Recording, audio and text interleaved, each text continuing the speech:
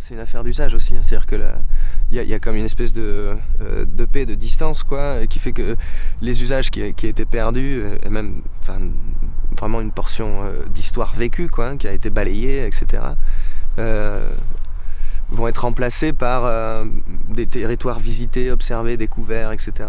Du coup, c'est difficile de parler d'habitat, quoi, puisque il y a quelque chose de pas démonstratif, mais de communiquer. C'est des lieux qui sont pas des lieux à vivre, ce qu'on a là, c'est des lieux à comprendre. Du coup, l'architecture, elle doit traiter de ça aussi. Le village qui a disparu, son caractère strictement administratif, un peu symbolique aujourd'hui, on pourra pas.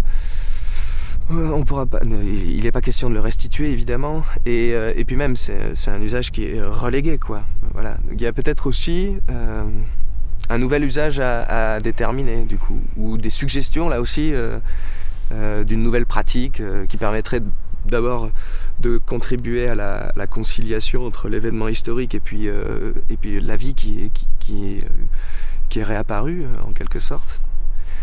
Et puis aussi rendre plus accessible ce territoire, quoi. Faire un peu peut-être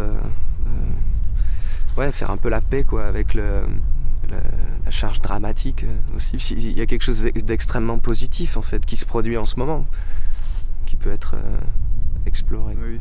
Mais là on va parler de...